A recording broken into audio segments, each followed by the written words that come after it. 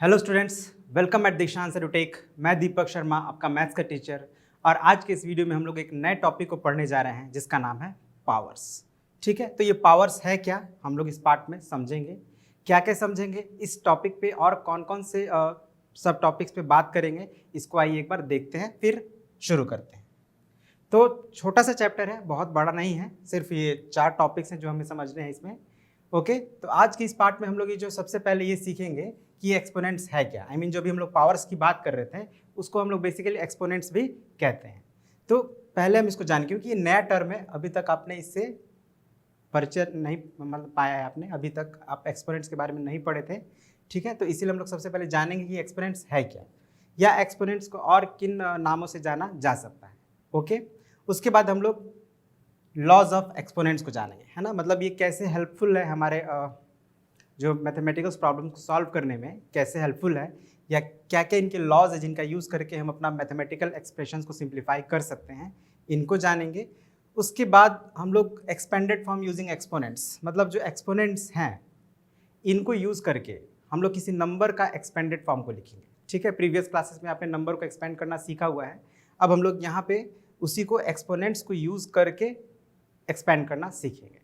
ठीक है, फिर उसके बाद हम लोग जो बहुत बड़े बड़े लार्ज नंबर्स होते हैं, है ना, जैसे सपोज कीजिए आपसे पूछा जाए what is the distance between the sun and the earth, तो ये जो डिस्टेंस आएगा सन और अर्थ के बीच में, ये एक बहुत लार्ज नंबर आएगा। तो ऐसे लार्ज नंबर्स को कैसे हम लोग एक्सपोनेंट्स के हेल्प से उसको एक्सप्रेस कर सकते हैं, है ना, जिसको हम लोग स्टैंडर्ड फॉर्म भी कहते हैं या साइंटिफिक फॉर्म कहते हैं, है ना। तो इसको हम लोग ऐसे भी समझ सकते हैं कि हम लोग स्टैंडर्ड फॉर्म में किसी नंबर को स्टैंडर्ड फॉर्म में या साइंटिफिक फॉर्म में एक्सप्रेस करना भी सीखेंगे। ठीक है, तो आइए शुरू करते हैं। हम लोग का जो पहला टॉपिक है इंट्रोडक्शन टू एक्सपोनेंट्स है। ये हमारा जो पार्ट 1 है, इसमें बेसिकली हम लोग इसी टॉपिक पे ज़्यादा बात करेंगे, और अगर समय को देखते हुए लगा तो हम लोग ये जो हमारा सेकंड टॉपिक है उसको भी इसी पार्ट में क्लियर करने की कोशिश करेंगे। ठीक है, तो आइए शुरू करते हैं। तो एक्सपोनेंट्स है क्या, तो जैसे मैंने कहा कि एक्सपोनेंट्स को हम लोग पावर्स भी कहते हैं, या इसके लिए एक और वर्ड है इंडिसेस। तो ध्यान रखिएगा, इंडिसेस जो है ये प्लूरल है, पावर्स भी प्लूरल वर्ड है, एक्सपोनेंट्स भी प्लूरल वर्ड है। तो इंडिसेस को जब हम लोग सिंगुलर वर्ड में यूज़ करेंगे, तो यहाँ पे मैं लिख दे रहा हूँ, इसको याद रखिएगा, इंडेक्स। ठीक है ना, सिंगुलर में यूज़ करेंगे तो इंडेक्स, पावर्स में तो सिंपली एस हटा देना है, एक्सपोनेंट और पावर हो जाएगा सिंगुलर वर्ड। तो ठीक है, छोटा सा बात था, समझ गए होंगे आप लोग। तो ये बेसिकली है क्या, तो ये एक मैथमेटिकल नोटेशन है। मैथमेटिकल नोटेशन, अब मैथमेटिकल नोटेशन मतलब हम लोग किसी चीज़ को एक्सप्रेस करने के लिए डिफरेंट सिंबल्स यूज़ जो करते हैं, या एक तरीका जो होता है, जैसे हम लोग किसी चीज़ को एक्सप्रेस करने के लिए जो तरीका यूज़ करते हैं, वही है बेसिकली ये एक्सपोनेंट्स। ठीक है ना, अब ये क्या रिप्रेजेंट करता है, किस चीज़ को, किस तरह के मैथमेटिकल एक्सप्रेशन को रिप्रेजेंट करने के लिए हम लोग इसका यूज़ करते हैं। तो बेसिकली रिपीटेड मल्टीप्लिकेशन वाले जो एक्सप्रेशन होते हैं उनको हम लोग एक्सप्रेस करने के लिए एक्सपोनेंट्स का यूज़ करते हैं। अब ये रिपीटेड मल्टीप्लिकेशन किसका होगा, तो एक नंबर का होगा बाय इटसेल्फ, है ना। मतलब जैसे अगर हम इस तरह से कर रहे हैं 1 multiplied by 2 multiplied by 3 multiplied by 4 या multiplied by any other number, तो यहाँ पे भी रिपीटेड मल्टीप्लिकेशन तो हो रहा है, लेकिन डिफरेंट नंबर से हो रहा है। तो इसको हम लोग एक्सप्रेशन नोटेशन में रिप्रेजेंट नहीं कर सकते, लेकिन वही इसके जगह पे अगर इस तरह से हो, जैसे 3 multiplied by 3 multiplied by 3 multiplied by 3, 5 times ही हम लेते हैं, तो इसको हम लोग एक्सपोनेंट्स के हेल्प से रिप्रेजेंट कर सकते हैं। कैसे करेंगे, तो हम सिंपली जो हमारा नंबर रिपीट हो रहा है उसको पहले लिखेंगे, और हाउ मेनी टाइम्स रिपीट हो रहा है, तो 5 टाइम्स। तो जो 5 टाइम्स है उसको रेज कर देंगे पावर इसका, है ना। तो इसके ऊपर, इसको हम लोग सुपरस्क्रिप्ट भी कहते हैं, जब किसी लेटर, कोई भी सिंबल के ऊपर राइट कॉर्नर में जब हम लोग इस तरह से कोई एक दूसरा सिंबल लिखते हैं, या लेटर या नंबर लिखते हैं, तो उसको सुपरस्क्रिप्ट कहा जाता है। ठीक है, तो इसको हम लोग जब ये वाला एक्सप्रेशन को हमने इस तरह से रिप्रेजेंट किया, तो यही हमारा कहलाएगा एक्सपोनेंशियल नोटेशन। एक्सपोनेंशियल नोटेशन, ठीक है, तो ये एक तरह से नोटेशन है। अब इसमें जो ये एक लेटर आया आपका 5, आई मीन सिंबल नंबर, ये जो है इसी को हम लोग बोलते हैं एक्सपोनेंट। यही आपको ध्यान रखना है।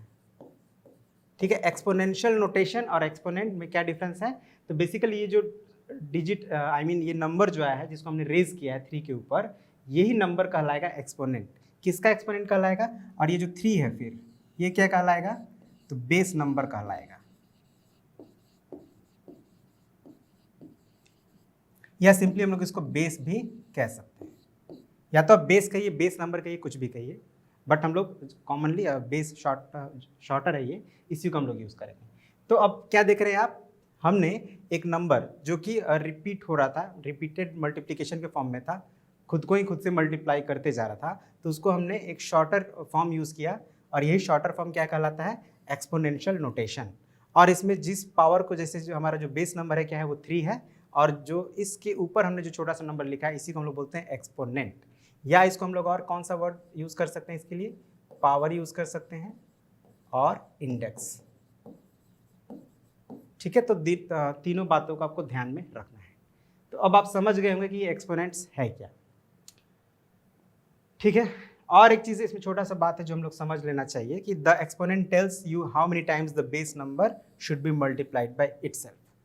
तो इस चीज़ को हम लोग समझ लेते हैं नेक्स्ट स्लाइड पे। जैसे अगर ऑलरेडी लिखा हुआ है 5 to the power 7, तो यहाँ पे 7 हमारा क्या है, एक्सपोनेंट है। अब ये एक्सपोनेंट क्या बता रहा है, ये एक्सपोनेंट ये बता रहा है कि जो हमारा बेस नंबर है 5, इसको हमें 7 टाइम्स मल्टीप्लाई करना है। ठीक है, अब 7 टाइम्स मल्टीप्लाई करने पर क्या आएगा, तो एक बहुत लार्जर नंबर आएगा। तो हम लोग एक छोटा सा एग्जांपल लेते हैं, जैसे 2 to the power 5। तो यहाँ पे बेस नंबर है हमारा 2 और एक्सपोनेंट है 5। तो ये 5 क्या बता रही है, एक्सपोनेंट क्या बता रहा है कि 2 को हमें 5 टाइम्स मल्टीप्लाई करना है।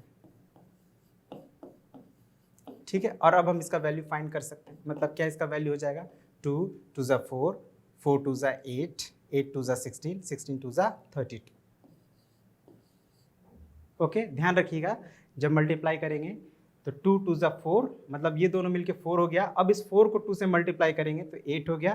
फिर अब ये 8 हो गया, 8 को 2 से मल्टीप्लाई करेंगे तो 16। अब ये पूरा जो हमारा 4 टाइम्स 2 था 16 हो गया, और उसको अब 2 से मल्टीप्लाई करेंगे तो हो जाएगा 32। इस बात को हमेशा ध्यान रखना है, क्योंकि कई बार मैंने देखा है कि कुछ स्टूडेंट्स ध्यान नहीं देते हैं, और जैसे सपोज करिए लिखा हुआ है 3 to the power 2, तो उसको क्विकली क्या करते हैं, इसका वैल्यू 6 लिख देते हैं, मतलब 3 times 2, 3 2 ज़ा 6, जबकि वो भूल जाते हैं कि इसका मतलब होता है 3 times 3, मतलब इसका एक्चुअल वैल्यू क्या होगा, 9।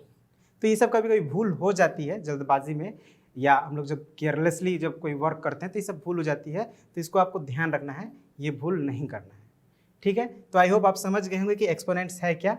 ओके, तो क्या आप हमने जाना, एक बार फिर से रिपीट करके फिर आगे बढ़ेंगे, है ना। तो एक्सपोनेंट, जिसको हम लोग पावर्स या इंडिसेस भी कहते हैं, सिंगुलर में इंडेक्स कहते हैं, ये एक मैथमेटिकल नोटेशन है जो जिसका यूज़ होता है रिपीटेड मल्टीप्लिकेशन, किसी नंबर के रिपीटेड मल्टीप्लिकेशन, किसी नंबर का खुद से रिपीटेड मल्टीप्लिकेशन को रिप्रेजेंट करने के लिए यूज़ होता है। जैसे कि एग्जांपल में this is not an exponent, ठीक है, ये नहीं है, ये है, इसको हम लोग एक्सपोनेंशियल नोटेशन में एक्सप्रेस कर सकते हैं, इसको नहीं कर सकते। ये बात ध्यान रखना है ना, नंबर होना चाहिए जो खुद से ही मल्टीप्लाई हो रहा है अगेन एंड अगेन, तभी हम उसको एक्सपोनेंशियल फॉर्म में या एक्सपोनेंशियल नोटेशन में एक्सप्रेस कर सकते हैं। और इसमें हमने जाना कि बेस नंबर क्या है, और एक्सपोनेंट किसको कहेंगे, या पावर या इंडेक्स किसको कहेंगे, ये हम लोग जाने। और हम लोग ये भी जाने कि अगर कोई एक्सपोनेंशियल नोटेशन के फॉर्म में लिखा हुआ हो तो हम उसका एक्सपोनेंट को देख के ये समझ सकते हैं कि बेस नंबर को कितने टाइम्स मल्टीप्लाई किया गया है। ओके, और अब एक छोटा सा चीज़ ये है कि the process of using exponents is called raising to a power. Raising to a power, जब हम लोग एक्सपोनेंट्स यूज़ करते हैं, जैसे हमने यहाँ पे एक्सपोनेंट यूज़ किया, 3 को 5 टाइम्स जब हमने मल्टीप्लाई किया तो 3 का हमने पावर क्या कर दिया, 5 कर दिया। तो इसी प्रोसेस को, इसी को लिखने का जो तरीका है, प्रोसेस है, उसी को हम लोग कहते हैं रेजिंग टू ए पावर। मतलब हमने इस 3 का पावर को रेज कर दिया, रेज कर दिया मतलब बढ़ा दिया। आप ऐसे भी समझ सकते हैं कि अभी ये 3 था, सिंगल 3 था, तो इसका पावर था 1। अभी ये 1 से जब हमने 3 को 5 टाइम्स मल्टीप्लाई किया तो इसका पावर रेज होके क्या हो गया, 5 हो गया। ठीक है, अब पावर इसलिए भी हम लोग कहते हैं क्योंकि उससे उसका नंबर का वैल्यू जो होता है ना, बहुत लार्ज नंबर में बढ़ जाता है। ठीक है, 3 का पावर 5 का अगर वैल्यू फाइंड करेंगे तो I think it would be 3 3 ज़ा 9, 3 ज़ा 27, 3 ज़ा 81, 81 3 ज़ा 243। अब आप देखिए, आप 3 से कितना, हाउ मेनी टाइम्स रेज होकर 243 हो गया है। ठीक है, तो इसलिए भी हम लोग इस तरह के वर्ड्स भी या इस तरह के टर्म्स यूज़ करते हैं, आपको ध्यान में रखना है। तो अब हम लोग इतना कुछ समझें, तो आपको अब हम लोग आगे बढ़ते हैं, और यही एक छोटा सा ही टॉपिक है। ठीक है ना, जैसे कि मैंने कहा कि ये आपके लिए नया है, तो हम लोग अभी इसको जैसे सीखे हैं, अब इस पर थोड़ा सा प्रैक्टिस करेंगे, है ना, कुछ क्वेश्चंस को सॉल्व करेंगे इस एक्सपोनेंट से रिलेटेड। तो जैसे पहला ही क्वेश्चन है, find the value of 2 raised to the power 7। हम लोग क्या पढ़ेंगे इसको, चलिए इस पर भी थोड़ा चर्चा कर लेते हैं। जैसे यहाँ पे आप देख रहे हैं 2 टू द पावर 7 यहाँ पे लिखा हुआ है, तो इसको हम लोग रीड क्या करेंगे, 2 रेज्ड टू द पावर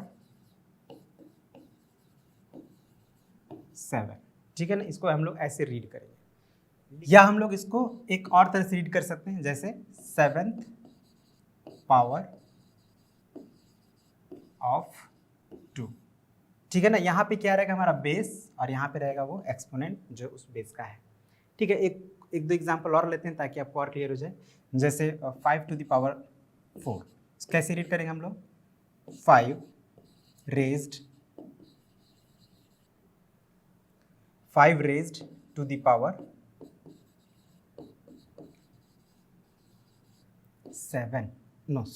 4 ना, ठीक है, 5 रेज्ड टू द पावर 4। तो ये थोड़ा लेंथी हो रहा है, इसको हम लोग ऐसे भी रीड कर सकते हैं, 4th पावर ऑफ 5, ठीक है। तो दोनों तरह से लिख सकते हैं। इस सिचुएशन में हम लोग पहले बेस मेंशन हो रहा है, बाद में पावर, यहाँ पे पहले पावर को मेंशन कर रहे हैं, लेकिन वो ऑर्डिनल फॉर्म में आ रहा है, और फिर बेस को मेंशन कर रहे हैं, ठीक है। तो ये दोनों ही तरीके हैं। कुछ स्पेशल कंडीशन को भी रीड करने का एक तरीका है, उसको भी हम लोग चर्चा कर लेते हैं। जैसे 5 टू द पावर 2 है, तो इसको हम लोग सेकेंड पावर ऑफ 2 भी बोल सकते हैं, सेकेंड पावर ऑफ 5, या 5 रेज्ड टू द पावर 2,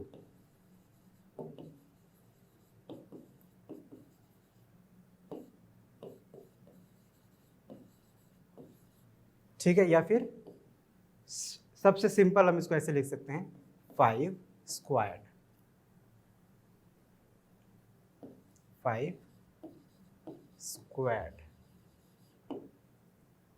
ठीक है। तो अगर पावर 2 हो तो इसको सबसे शॉर्टर अगर हम लोग पढ़े तो हम लिख सकते हैं, जो भी नंबर है वो नंबर लिखना है, और उसके बाद स्क्वायर्ड यूज करना है वो, ठीक है। 5 स्क्वायर्ड, अगर 3 रहता तो 3 स्क्वायर्ड, 2 रहता तो 2 स्क्वायर्ड, अगर x रहता तो x स्क्वायर्ड, ठीक है। उसी तरह अगर पावर 3 रहे, जैसे यही है 5 टू द पावर 3, तो इसको हम लोग रीड कर सकते हैं, शॉर्टेस्ट अगर हम लोग करें तो 5 क्यूब्ड पढ़ सकते हैं इसको, 5 क्यूब्ड, ठीक है। ये स्पेशल है, पावर 3 के कंडीशन में होगा और ये पावर 2 के कंडीशन में होगा, नहीं तो हम लोग उसको यही दो तरह से पढ़ेंगे। अगर 2 और 3 के अलावा कोई दूसरा एक्सपोनेंशियल वैल्यू होता है तो फिर हम लोग इसको इसी दो तरह से रीड कर सकते हैं। इन बातों को भी जानना ज़रूरी है, कैसे रीड करना है, ठीक है ना। तो अब हम लोग प्रैक्टिस थोड़ा कर लेते हैं। जैसे पहला है फाइंड द वैल्यू ऑफ, बहुत ही सिंपल है, अगर आप इन बातों को समझे तो आप क्विकली खुद से भी बना सकते हैं। जैसे ये हमारा 2 टू द पावर 7, तो अभी हम लोग पढ़े थे, यहाँ पे देखिए जो हम लोग पढ़े थे उसको एक बार देखते हैं और फिर समझते हैं। यहाँ पे हम लोग पढ़े थे, exponent tells you how many times the base number should be multiplied by itself. अब इस लाइन पर अगर आप गौर करें तो उसी के बेस पे आप इसको सॉल्व कर सकते हैं। यहाँ पे हमारा एक्सपोनेंट क्या है 7, बेस क्या है 2, तो ये एक्सपोनेंट क्या बता रहा है कि जो हमारा बेस नंबर है उसको कितने टाइम्स मल्टीप्लाई करना है, 7 टाइम्स, मतलब इसको हम लोग 2 को 7 टाइम्स मल्टीप्लाई करेंगे।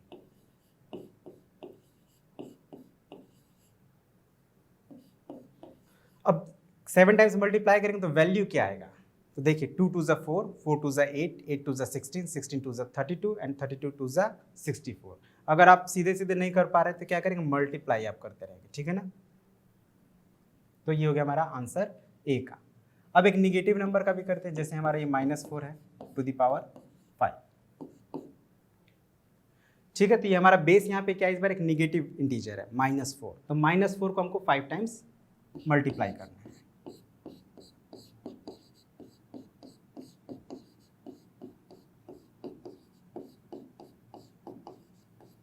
ठीक है, तो अब आप जानते हैं कि जब निगेटिव इंटीजर को हम लोग ऑड टाइम्स मल्टीप्लाई करते हैं तो उसका जो रिजल्ट आता है वो भी एक निगेटिव इंटीजर आता है। तो यहाँ पे हम लोग को पहले ही माइनस का साइन यूज़ करना है और उसके बाद 4 को 5 टाइम्स मल्टीप्लाई करेंगे तो क्या होगा 4 4 ज़ा 16, 16 4 ज़ा 64 एंड 64 6 ज़ा आई मीन 4 ज़ा 64 4 ज़ा। चलिए अब इतना लंबा हम लोग नहीं अगर याद रख पा रहे तो मल्टीप्लाई कर लेते हैं। तो हम क्या करते हैं देखिए ध्यान दीजिएगा, इन बातों को ध्यान रखेंगे तो आपको ईजी होगा। पहले मैंने इन तीनों को मल्टीप्लाई कर लिया इजीली तो क्या हो गया 64 और इन दोनों को मल्टीप्लाई करने पर कितना आ रहा है 16, 4 4 ज़ा 16। अब इन दोनों को मल्टीप्लाई आप कर दें,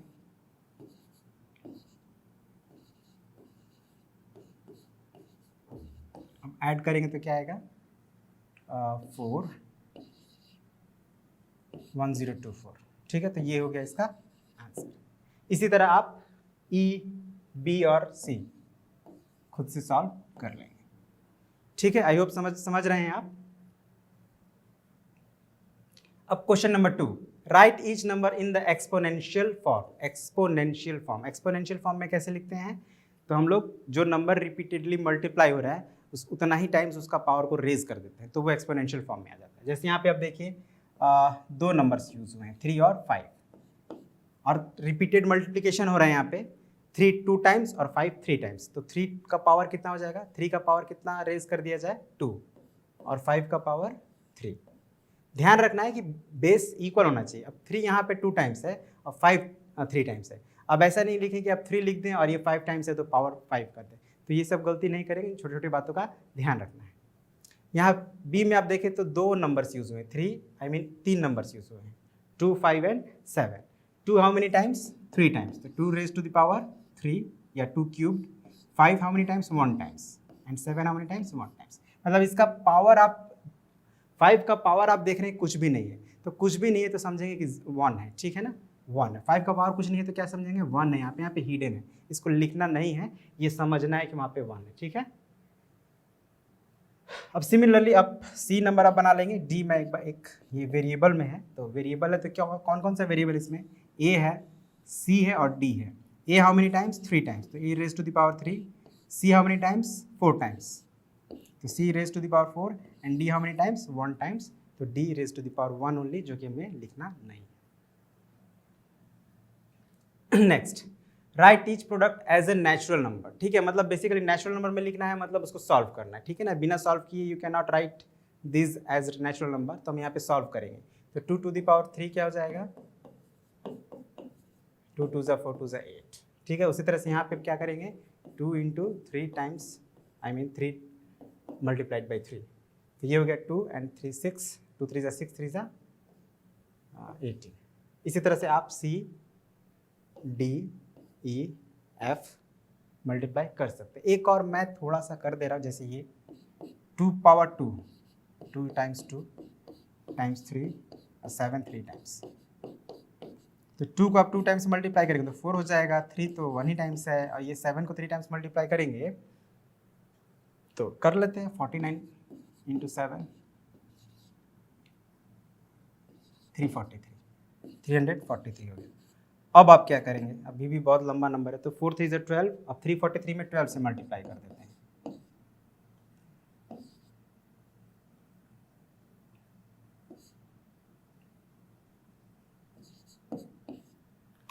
ठीक है,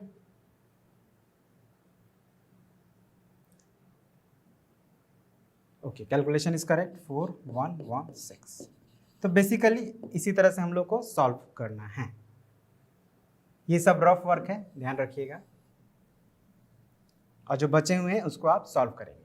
अब question number 5, right the following in index form. Index form हम लोग एक्सपोनेंट को इंडेक्स भी कहते हैं, तो एक्सपोनेंशियल फॉर्म जो हमने अभी पढ़ा था बेसिकली वही करना है, इंडेक्स फॉर्म में लिखना है, और बेस हमारा क्या होना चाहिए 2। तो अब इसके लिए देखिए, जब भी हमको इंडेक्स फॉर्म में लिखना हो किसी नंबर को तो सबसे पहले हम उसको फैक्टराइज करेंगे। बेस यहाँ पे मेंशन किया है, नहीं किया रहे तो भी और किया रहे तो भी हमें फैक्टराइज करना है। तो 16 को जब आप फैक्टराइज करिएगा तो 16 को जब फैक्टराइज आप करिएगा तो ये इवन नंबर है, और हमें जब भी फैक्टराइज करना है तो कुछ नंबर्स को यूज़ करना है। मैं यहाँ पे लिख दे रहा हूँ कौन कौन सा नंबर यूज़ करेंगे हम लोग। तो बेसिकली प्राइम नंबर्स ही यूज़ करना है, और प्राइम नंबर्स अभी मैं 1 से 20 तक के बीच में जो भी लिख दे रहा हूँ, जैसे 2 3 5, 7, 11, 13, 17, 19। ये मैं 1 से 20 के बीच में जितने प्राइम नंबर है वो मैंने लिखा है। ठीक है, तो यही नंबर्स यूज करना है जब फैक्टराइज करेंगे, तो इसके अलावा कोई दूसरा नंबर यूज नहीं करेंगे। सबसे पहले शुरू करेंगे 2 से, तो देखिए इवन नंबर है 2 से डिवाइड हो जाएगा ये। और वैसे आप आई होप कि आपको प्राइम फैक्टराइजेशन आता है। ठीक है, अगर थोड़ा बहुत भूल गए हैं तो ध्यान देंगे तो आप सीख भी जाएंगे। अब आप देखिए यहाँ पे 2 हाउ मेनी टाइम्स अपीयर हुआ है, 4 times, means 2 to the power क्या होनी चाहिए, 4। आंसर सॉल्व नहीं करना है, उसको इंडेक्स फॉर्म में बस रिप्रेजेंट कर देना है। 16 क्या होगा, 2 रेज टू द पावर 4 या 4th power of 2। Similarly B तो आप कर लेंगे, इजी है, सी भी कर लेंगे। एक डी में थोड़ा सा एक बड़ा नंबर है तो इसको मैं करता हूँ, 2048, 2 1 2, 2 2 4, 2 4 8। ठीक है, 2 2 4। अगर दिक्कत हो तो क्या करेंगे हम लोग, डिवाइड करेंगे। ठीक है ना, जैसे सपोज कीजिए 2048 ये एक इवन नंबर, ये बात हम समझ गए। डिवाइड करने में, आंसर ऐसे लिखने में आपको दिक्कत हो रहा है तो क्या करेंगे, डिवाइड कर लेंगे इस तरह से रफ में। थोड़ा मेहनत करना पड़ता है शुरू शुरू में, है ना। हाँ,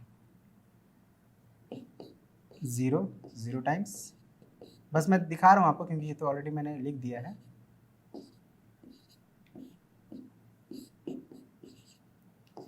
ठीक है, तो ये कैंसिल हो गया, मतलब 1024 आ गया। तो इसी तरह फिर अगर कोई नंबर नहीं आपसे हो रहा है तो आप ऐसे डिवाइड कर करके लिखेंगे, थोड़ा समय देकर।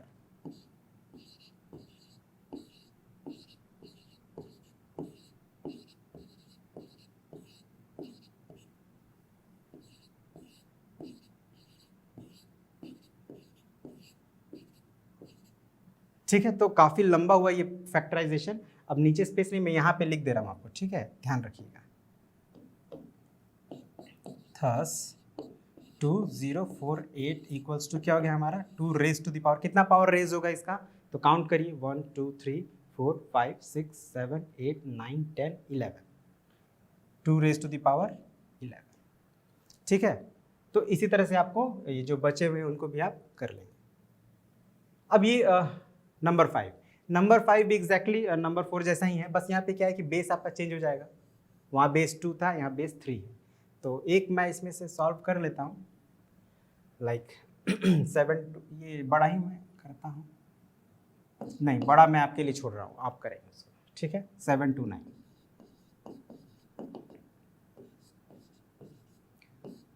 तो अब ये ऑब्वियसली इवन नंबर नहीं है, तो 2 से तो होगा नहीं, 3 से होना चाहिए, क्योंकि यहाँ पे क्वेश्चन में 3 बेस होगा तो 3 से तो डिवाइड होगा ही।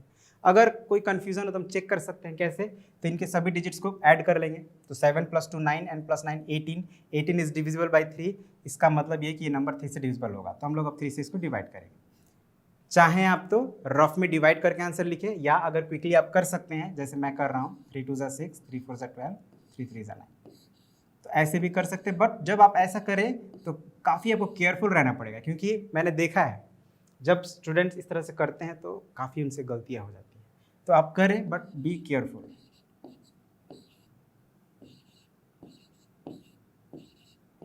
ठीक है, अब लास्ट में एक प्राइम नंबर आ गया तो फिर यहाँ पे प्रोसेस हमारा कंप्लीट हो गया। अब इसके आगे हमें फैक्टराइज करने की जरूरत नहीं है। थस 7 2 9 = 3। अब यहाँ पे हमें एक ही फैक्टर मिला है 3, और हाउ मेनी टाइम्स, 1 2 3 4 5 6 टाइम्स है, तो 3 रेज टू द पावर 6। या आप थोड़ा डिटेल में करें तो इसको आप लिख दें, पहले तो प्रोडक्ट फॉर्म में लिखें। पिछले टाइम स्पेस का कमी से मैंने नहीं लिखा, बट बेस्ट होता है कि हम पहले इसको ऐसे लिख लें। ध्यान रखें, पिछली बार मैंने ऐसा नहीं लिखा था, बट हम लोग ऐसे लिखते हैं, मतलब बेस्ट प्रैक्टिस है कि हम लोग डिटेल में करें, पहले इसे पूरा लिखें, उसके बाद अब इसको हम लोग इंडेक्स फॉर्म में लिखेंगे तो क्या हो जाएगा, 3 2 रेज टू द पावर 6। ठीक है ना, 6 टाइम्स है 3 रेज टू द पावर 6। चलिए अभी बाकी आप खुद बना लेंगे इसको, आपके बुक में और भी होगा, उन्हें भी आपको बनाना है। ओके, अब क्वेश्चन नंबर 6, तो इसको भी हम लोग को इंडेक्स फॉर्म में लिखना है, लेकिन यहाँ पे जो बेस होगा कोई भी एक सिंगल डिजिट हो सकता है, 2 3 7 5 जो भी हो, है ना, सिंगल डिजिट ही यूज़ करना है। तो अब उसके लिए भी अगेन हमें यहाँ पे क्या करना पड़ेगा, फैक्टराइज करना पड़ेगा। तो मैं एक करता हूँ, दिस वन 343। अब आप देखिए ये तो 2 से डिविजिबल नहीं है ऑब्वियसली, क्योंकि लास्ट में 3 है तो ऑड नंबर है ये, तो 2 से डिविजिबल नहीं होगा। 3 से अब चेक करना है, यहाँ पे तो बेस दिया नहीं है कि बेस क्या होगा, तो हमें खुद से फाइंड आउट करना है कि ये जो हमारा गिवन नंबर है वो कौन से प्राइम नंबर से डिविजिबल हो रहा है। तो 2 से आपने पाया कि नहीं होगा, 3 से भी चेक कर लेते हैं। क्या करेंगे, 3 से चेक करने के लिए इनके डिजिट्स को ऐड करेंगे, तो 3 + 4 7 + 3 10 हो रहा है, और 10 इज नॉट डिविजिबल बाई 3, इसका मतलब कि ये गिवन नंबर 3 से डिविजिबल नहीं होगा। अब 3 के बाद कौन सा नंबर से हम चेक करते हैं, 5 से चेक करते हैं। 5 से चेक करने के लिए हमें क्या करना है, तो वंस प्लेस को देखना है, वंस प्लेस पे 0 5 में से कोई एक हो सकता है, दोनों में से कोई नहीं है, तो ये 5 से भी डिविजिबल नहीं है। अब हमको 7 से चेक करना पड़ेगा। अब 7 से चेक करने का जो रूल है, रूल की बात मैं नहीं करूँगा अभी, वैसे रूल यही होता है कि हमें लास्ट का डिजिट को क्या करना है, डबल करके सब्ट्रैक्ट कर लेना है, तो क्या हो जाएगा 28। 28 आ रहा है, इसका मतलब कि 28 7 से डिविजिबल, मतलब ये जो है 7 से डिविजिबल होगा। तो चलिए 7 से डिवाइड करते हैं, 49 टाइम्स में हो जाएगा। अगेन वही, अगर आपसे नहीं हो तो आप डिवाइड करके चेक कर लेंगे। तो क्या हुआ हमारा यहाँ पे, 343 is equal to 7 times 7 times 7 means 7 raise to the power 3 हो गया हमारा आंसर। ठीक है ना, हमें बस इंडेक्स फॉर्म में लिख देना है उसको। चलिए, तो बाकी जो बचे हैं आप कर लेंगे ABC। ठीक है, नेक्स्ट क्वेश्चन। अगेन ये भी इसमें हमको इंडेक्स फॉर्म में नहीं लिखना है, इसको हमको प्रोडक्ट ऑफ प्राइम फैक्टर्स के फॉर्म में लिखना है। मतलब कि जो हम लोग यहाँ पे कर रहे थे, ध्यान दीजिएगा, हम लोग इसको इंडेक्स फॉर्म में कन्वर्ट जो कर रहे थे, जो लास्ट का स्टेप बस यहीं तक इसको बनाना है, ये नहीं लिखना है। ठीक है, चलिए एक मैं आप लोग के लिए कर दे रहा हूँ ताकि कोई कन्फ्यूज़न ना रहे। कोई एक नंबर C ले लेते हैं, 1372।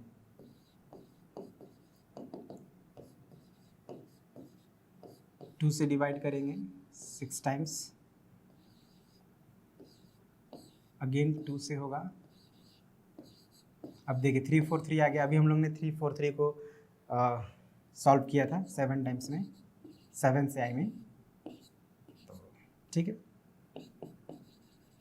क्या हो गया 2 1372 is equal to 2 times 2 times 7 times 7 times 7।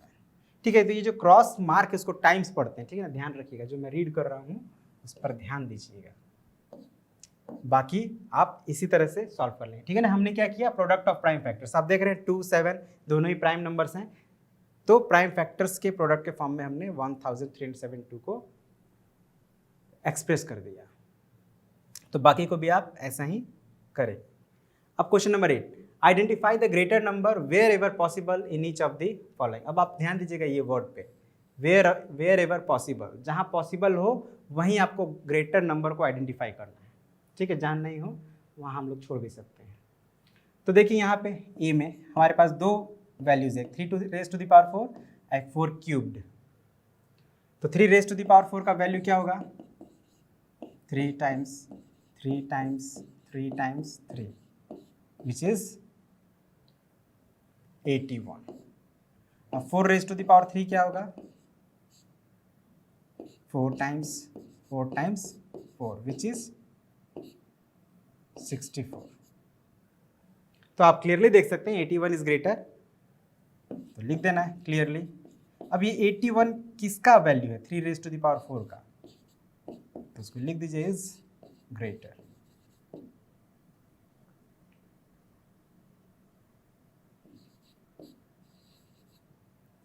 ठीक है, बहुत सिंपल था। बी एग्जैक्टली इसी तरह आप लोग सॉल्व करके बना लेंगे, और सी मैं थोड़ा सा एक्सप्लेन करते रहा हूँ। ठीक है ना, क्योंकि यहाँ पे आप देखकर नहीं बता सकते हैं, है ना, और वैसे भी यहाँ पे लिखा है वेयर एवर पॉसिबल वहीं बताना है, बट हम लोग इसको थोड़ा चेक करते हैं कि आखिर इसमें से कौन बड़ा है। तो पहले हम लोग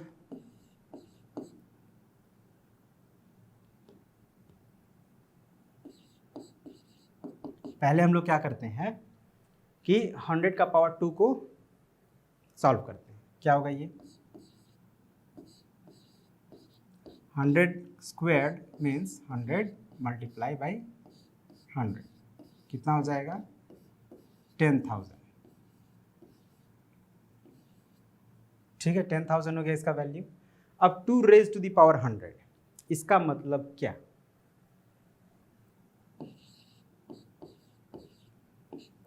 2 को हमको मल्टीप्लाई करना है कितनी टाइम्स?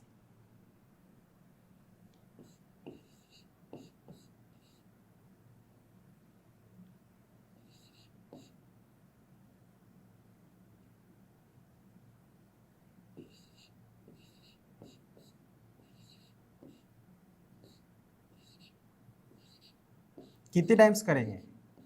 अब ऐसे ही वो करते जाना है, ठीक है, करते जाना है। कितने टाइम्स करना है? तो 100 टाइम्स।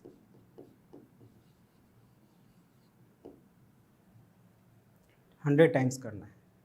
तो अब 100 टाइम्स तो हम कर नहीं सकते हैं, ये अभी फिलहाल अगर क्विकली अगर आंसर आपको करना हो तो ये नॉट पॉसिबल। 100 टाइम्स मल्टीप्लाई करना, we will get a very large number, इतना लार्ज नंबर मिलेगा कि हम लोग उसको इमेजिन भी नहीं कर पाएंगे। तो वैसे तो हम कह सकते हैं कि 2 raise to the power 100 is greater number, है ना, बट हम लोग उसको अभी शो नहीं कर सकते। हाँ, ट्राई कर सकते हैं हम लोग। 2 को 100 टाइम्स है तो हम लोग 10 टाइम्स अगर मल्टीप्लाई करते हैं, 11 टाइम्स करते हैं, 12 टाइम्स करेंगे आप 2 को, तो आपका जो वैल्यू होगा वो 10,000 के आसपास होगा 12-13 टाइम्स तक में। लेकिन अगर 15-16 टाइम्स अगर करेंगे तो यू विल फाइंड कि जो आपको वैल्यू मिलेगा वो 10,000 से ज़्यादा मिलेगा। तो ये मैं अब आपके लिए छोड़ रहा हूँ, ये एक छोटा सा टास्क है कि आप 2 को एटलीस्ट 15-16 टाइम्स मल्टीप्लाई करें और आप कंपेयर करें कि क्या उसका वैल्यू जो है 10,000 से ज़्यादा है या कम है। और अगर कम आ रहा है, सपोज आपको 8,000 आता है, 2 को आपने 10 टाइम्स या 15 टाइम्स मल्टीप्लाई किया और आपका वैल्यू आ रहा है 10,000 से कम, सपोज 8,000 आ गया, तो इसका मतलब है कि जब आप उसको नेक्स्ट एक बार और जब 2 से जैसे ही मल्टीप्लाई करेंगे उसका वैल्यू क्या हो जाएगा? 10,000 से ज़्यादा हो जाएगा। क्यों? अगर 8,000 भी है तो 8 का डबल क्या होता है? 16,000, और 16,000 इज ग्रेटर देन 10,000। तो आप पाएंगे कि 15 से 16 बार में ही आपका वैल्यू जो आएगा वो 10,000 से ज़्यादा होगा। तो इसलिए हम लोग कह सकते हैं कि ये जो नंबर है हमारा, दिस इज ग्रेटर। बट आप इसको अब करेंगे, ठीक है, आप चेक करेंगे कि हाउ मेनी टाइम्स इसका वैल्यू 10,000 को क्रॉस करता है, कितनी बार मल्टीप्लाई करने पर, ठीक है ना। तो अब हम लोग नेक्स्ट क्वेश्चन को समझते हैं। अगेन ये भी वैसा ही है जो हमने शुरू में किया था, बट यहाँ पे क्या है कि बेस जो है थोड़ा निगेटिव है, बस इतना ही का डिफरेंस है। तो इसको भी हम लोग आसानी से कर सकते हैं। जैसे -2 रेज टू द पावर 7 है, तो -2 को हमें क्या करना है? 7 टाइम्स मल्टीप्लाई करना है।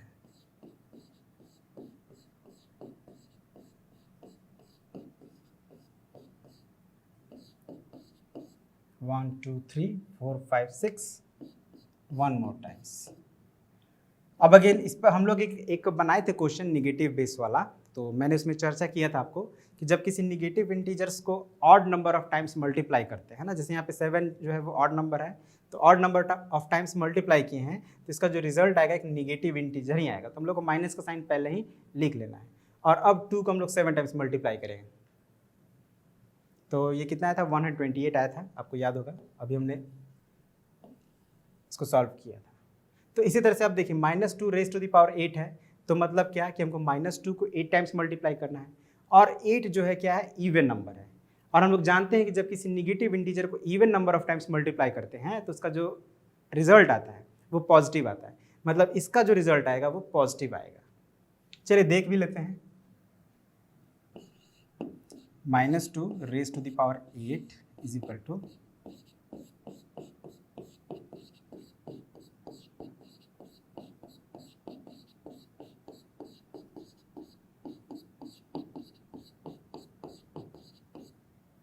कितना हुआ? 7 टाइम्स, एक बार और, ठीक है। तो अब देखिए ये 2 प्लस हो जाएगा, ये 2 प्लस हो जाएगा, ये 2 प्लस हो जाएगा, सब प्लस हो जा रहा है, तो प्लस प्लस प्लस प्लस सब पॉजिटिव ही रिजल्ट आएगा, राइट। तो पॉजिटिव नंबर अब हमको लिखने के लिए प्लस मार्क करने की जरूरत नहीं है, हम लोग सिंपली क्या करेंगे? 2 को 8 टाइम्स मल्टीप्लाई करेंगे। तो जब 7 टाइम्स आपने मल्टीप्लाई किया तो 128 आया था, मतलब इसका डबल हो जाएगा।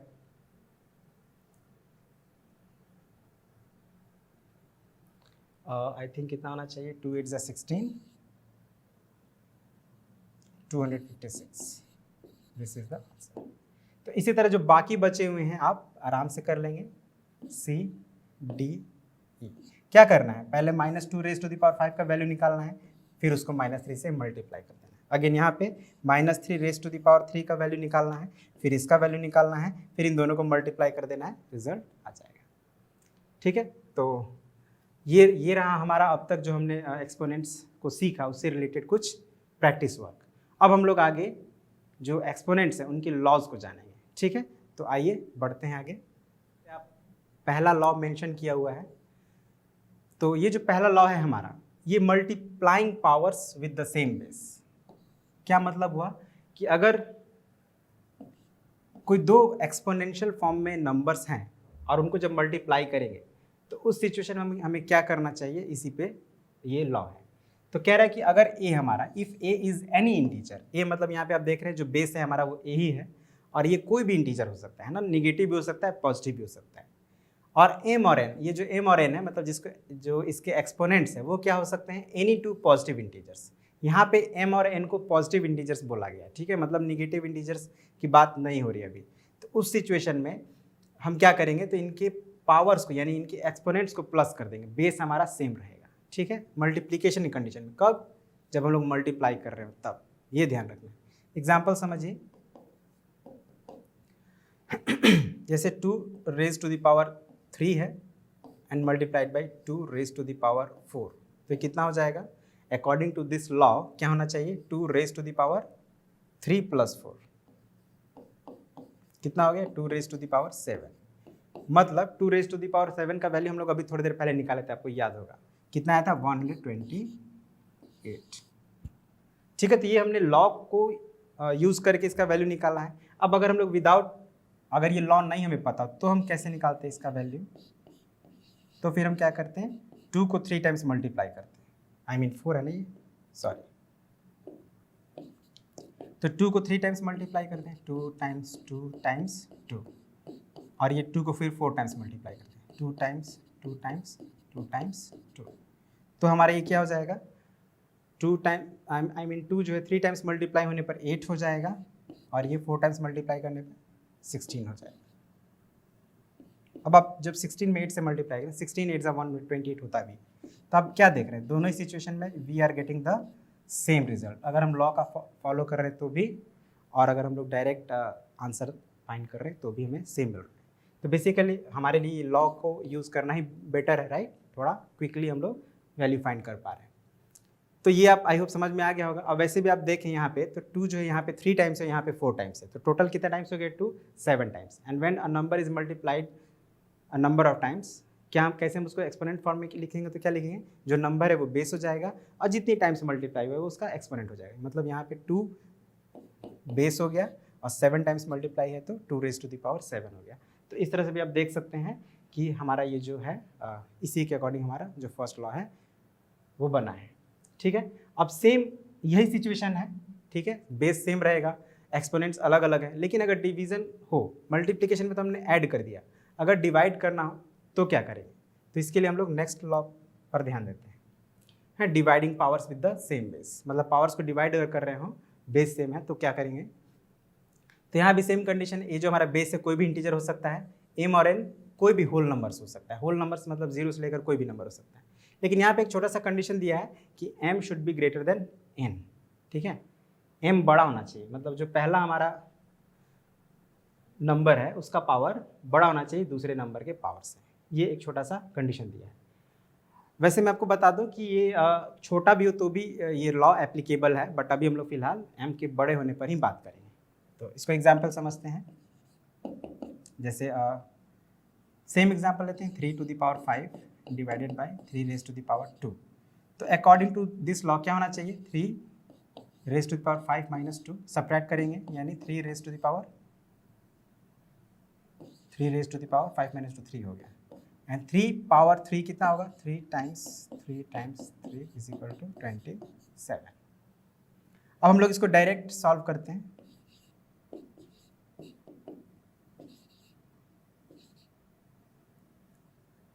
इसका मतलब होगा 3, ठीक है, डिवीजन को हम लोग ऐसे फ्रैक्शन में अगर लिखे तो इसी तरह से लिखेंगे। अब ये 3 को हम लोग 5 टाइम्स लिखते हैं और नीचे क्या लिखेंगे, 3 को 2 टाइम्स। अब आप देख रहे हैं कि जो आई मीन नॉट 2 टाइम्स, अब आप देख रहे हैं कि ये हमारा 3 से ये 3 कैंसिल हो जाएगा, ये 3 से एक ये 3 कैंसिल हो जाएगा, तो बचा कितना, 3 टाइम्स 3 बचा, मतलब 27 ही हमारा रिजल्ट आ रहा है। मतलब हमने चेक कर लिया कि हमारा जो लॉ है ये वर्क कर रहा है, ठीक है। तो हम लोग क्या करेंगे, इस लॉ को यूज़ करेंगे, इसको याद रखना है। बहुत सिंपल सिंपल लॉज है, मल्टीप्लाई है तो पावर्स को ऐड करेंगे, डिवाइड है तो पावर्स को सब्ट्रैक्ट करेंगे। कंडीशन क्या है कि बेस सेम होना चाहिए, बेस अगर डिफरेंट होगा तो ये लॉ एप्लीकेबल नहीं है। ठीक है, अब नेक्स्ट लॉ को समझते हैं। ये तो और इजी है, taking power of A power, मतलब अगर पावर का पावर लिया गया हो तो क्या करें। जैसे कोई एक नंबर है हमारा 4 रेज़ टू द पावर 2 और इसका होल पावर हो गया 3, तो अकॉर्डिंग टू दिस लॉ क्या होना चाहिए, हमको 2 को 3 से मल्टीप्लाई कर देना है, पावर एज अ पावर ही मल्टीप्लाई करना है, तो 4 रेज़ टू द पावर 6 हो गया। अब 4 रेज़ टू द पावर 6 का वैल्यू हम फाइंड कर लेंगे। चलिए अब हम लोग अगर इसको हम लोग पावर्स ये लॉ को यूज नहीं करते तो कैसे सॉल्व करते हैं। अगर हम लोग लॉ को यूज नहीं करते तो कैसे सॉल्व करते हैं, तो आप इसको ऐसे करेंगे 4 स्क्वायर पावर 3।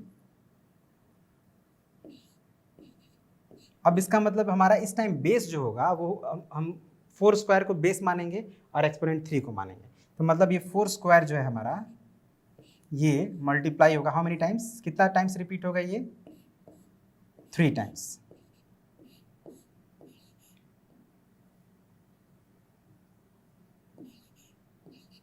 ठीक है, 4 स्क्वायर हमारा 3 टाइम्स रिपीट हो गया। अब 4 स्क्वायर की बात करते हैं, क्या आ जाएगा 4 इंटू 4, ये हो गया 4 स्क्वायर 4 टाइम्स 4, अगेन ये 4 square 4 times 4,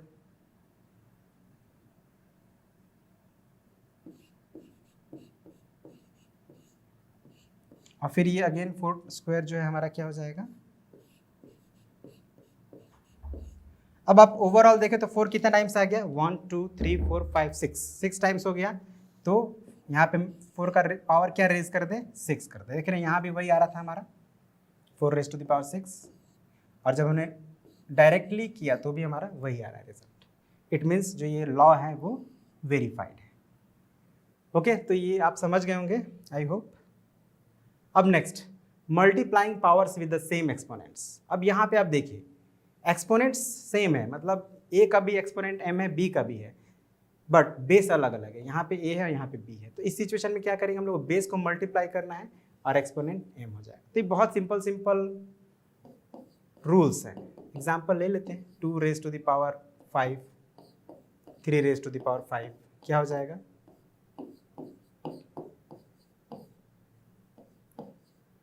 means 6 raise to the power 5 हो जाएगा। अब इसको हम लोग को वेरीफाई करने की जरूरत नहीं है, जैसे हमने पिछली बार वेरीफाई किया था यहाँ भी हम लोग उस तरह कर सकते हैं, इसको आप खुद भी कर सकते हैं। ठीक है, हम लोग आगे बढ़ेंगे। अब अगेन डिवाइडिंग पावर्स, तो ठीक उसी तरह से वहाँ पे मल्टीप्लाई था और यहाँ पे डिवीजन है, सिचुएशन सेम है, पावर सेम है यहाँ भी और बेस डिफरेंट है। तो इस सिचुएशन में क्या करेंगे हम, बेस को डिवाइड कर देंगे, ठीक है, और पावर हमारा कॉमन रहेगा। जैसे सपोज कि 2 divided by 5 divided by 3 divided by 5, तो इस कंडीशन में क्या हो जाएगा 2/3 टू दी होल पावर 5। अच्छा, इसका उल्टा भी आपको याद रखना है, ठीक है ना, मतलब अगर ऐसा लिखा हो a/b whole power m is equal to a to the power m divided by b to the power m, इसका उल्टा भी याद रखना है, ठीक है ना। यहाँ पे हम लोग लिख दे रहे हैं, जैसे अगर इस तरह से हो a multiplied by b whole to the power m is equal to a to the power m times b to the power m, तो इसका जो रिवर्स है वो भी आपको ध्यान में रखना है, ठीक है। एंड लास्ट लॉ बहुत ही सिंपल है, a raise to the power 0 is equal to 1। अब यहाँ पे a क्या है, कोई भी इंटीजर है ना, कोई भी आप नंबर ले लें -5, ठीक है, ये एक इंटीजर है, अगर इसका पावर 0 है तो इसका वैल्यू क्या हो जाएगा 1। कोई भी इंटीजर ले लीजिए, 15 ले लीजिए, 15 का पावर अगर 0 है तो इसका वैल्यू कितना हो जाएगा 1। 27 ले लीजिए, 27 का पावर अगर 0 है तो इसका भी वैल्यू हो जाएगा 1। -119 ले लीजिए, कोई भी इंटीजर, अगर इसका पावर 0 आप कर देंगे तो इसका वैल्यू हो जाएगा 1, ठीक है। बहुत ही सिंपल लॉज हैं हमारे एक्सपोनेंट्स के, एंड आई होप आपको समझ में आया होगा ये सारे लॉज। तो हमने बेसिकली इस वीडियो में क्या किया, तो एक्सपोनेंट्स को जाना कि एक्सपोनेंट्स होता है क्या है, और उससे रिलेटेड कुछ न्यूमेरिकल्स किए, ठीक है, और फिर हम लोग उनके लॉज को जाने। इतना कुछ हमने इस फर्स्ट पार्ट में सीखा। अब नेक्स्ट पार्ट में हम लोग जो भी हमने अभी लॉ सीखा है उससे रिलेटेड न्यूमेरिकल्स करेंगे, और फिर जो हमारा जो अगला टॉपिक है जिसमें हम लोग लार्जर नंबर्स को एक्सपोनेंट्स के फॉर्म में कैसे रिप्रेजेंट करेंगे, है ना, या साइंटिफिक फॉर्म में या स्टैंडर्ड फॉर्म में कैसे रिप्रेजेंट करेंगे, या फिर हमारे जो नंबर्स है उसको एक्सपोनेंट्स के हेल्प से कैसे एक्सपैंड करेंगे। ये सारी बातों को हम लोग अगले पार्ट में डिस्कस करेंगे और उससे रिलेटेड न्यूमेरिकल्स भी करेंगे। ठीक है, तो आई होप आपको जो भी बताया गया समझ में आया है। सो आज के लिए इतना ही रहने देते हैं। Thank you very much and have a nice day.